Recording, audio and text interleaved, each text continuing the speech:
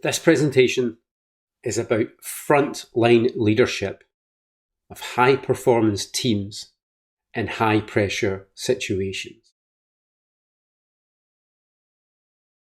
The overall role of a frontline leader is to place each member of their team in the zone of high-performance flow, to ensure that the pressure on each member of the team is optimal, to avoid excessive pressure being placed on any member of the group, causing frazzle and compromised performance, and also to ensure that no member of the team is in the zone of disengagement. High performance leadership is about effectively directing the team. It's about effectively delegating to them and coordinating how that team makes decisions and carries out practical tasks. It's also about ensuring that throughout the high pressure situation that the full team has got a shared and accurate mental model. Frontline leadership is part of the pressure control section of the Owning the Pressure model. We're going to talk about 7 different things during this presentation. Shared mental model, the importance of projection and effective delegation, the vital importance of coordination of tasks and decisions, about maintaining tempo, the importance of projecting positivity, and the need to have innovative problem-solving skills, as well as being adaptive and showing vulnerability when required. A recurrent theme throughout the course has been how to achieve and how to maintain a shared and an accurate mental model throughout the whole team. Each member of the team needs to know what the problem is, what the ultimate objective is that the team is trying to achieve, what resources are available, particularly in terms of personnel, equipment and time, and indeed what the particular challenges and risks are of the situation that they are dealing with. Studies have shown that teams who have a shared and accurate mental model overcome complex high pressure situations more quickly and more effectively than teams who do not have shared mental models. The leader can achieve a shared mental model through an effective briefing before or at the start of the process, and they can maintain and continually update that mental model through rally points. It's important that frontline leaders project to the team what the ultimate objective is. What is the goal? What are we aiming for? High performance leaders are also always one step ahead, predicting what the next task is going to be and what resources are going to be required for that task to get the overall job done. And in particular, they are anticipating challenges and pressure points and ensuring that the resources are available to overcome those pressure points. They need to project to the team what needs to happen and how it needs to be achieved. Delegation is a vital function of leaders in high pressure situations. But so often, delegation is done badly. Effective and safe delegation requires the leader to have an intimate knowledge of the skill set of each individual member of the team. And that comes from operational experience of working with them, but also the organisation having clear competencies of what is expected of each individual member of the team. It's also important that the distribution of tasks is as equal as it can be amongst the whole team. Very commonly in the emergency department, what I witness and what I do myself is actually to delegate a disproportionate number of decisions and tasks to members of the nursing and medical team who are most familiar to me and whom I most trust. That ends up in a disproportionate balance of delegated tasks. It leads to cognitive overload in some members of the team, divided attention, and failed attempts to multitask. High-performance leaders need to try and distribute the workload as evenly as possible. When we're delegating a task, we need to have the person's focused attention. It needs to be clear that you are delegating the task to that individual.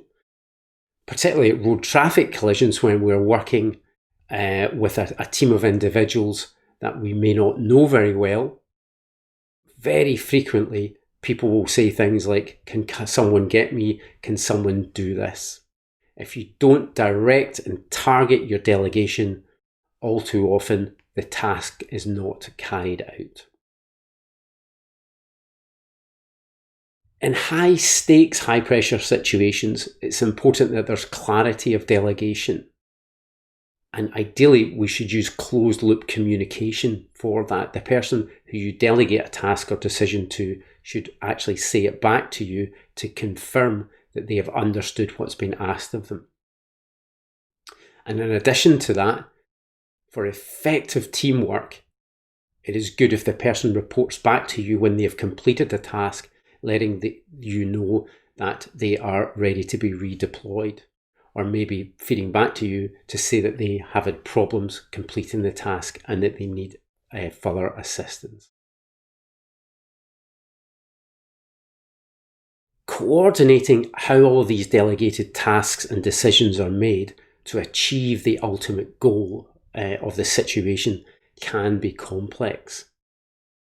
The leader needs to know how long each task and decision is likely to take. They need to understand how time critical each one is, and what they need to do is ensure that the most time critical ones and the tasks that are going to take the longest are initiated first. They also need to be aware of interdependence of decisions and tasks. Many decisions will require information that is dependent on an earlier task or decision being completed. Maintaining the tempo of operations can be difficult. It's relatively easy in short, high-pressure situations to maintain a high tempo throughout. But if a high-pressure situation is going to go on for a prolonged period, such as a mountain rescue situation, then we have to bear in mind the endurance of the team if we keep them at a high tempo throughout, and also be aware of the effects of fatigue and compromising their performance. So we need to allow people to take breaks when it is appropriate to do so. High performance leaders need to project positivity and optimism to the rest of the team, not only by what they say, but how they say it, and also how they implicitly communicate with their body language to the rest of the team. They need to be wary of the concept of mirroring, where people will essentially copy that positivity and optimism. And also, if the leader is projecting pessimism or a fear that the situation is going badly, then that will also be mirrored by other members of the team. So projecting an air of positivity and optimism to motivate and stimulate high performance in the rest of the team is quite critical. Many high pressure situations are complex with novel problems that haven't been pre-planned. High performance frontline leaders need to be able to have strategies for dealing with those types of complex problems. Especially in dynamic situations with constantly changing situations and information, it's important that leaders are adaptable and flexible. If they have chosen to go down a certain path of action and the situation changes, they need to have the courage and the confidence to stop, reconsider their course of action, and possibly take another course of action. And that often involves having the courage to consult with the rest of the team and sometimes show vulnerability about personal weaknesses in dealing with particularly complex problems. So frontline leadership is essential to get the best performance out of the team, and that's all about keeping each individual member of the team in that zone of high performance flow, and particularly avoiding overload and frazzle on any particular member of the team. A shared and accurate mental model has been shown to improve cooperative and effective teamwork. The leader has to project positivity and project the objective and think always one step ahead.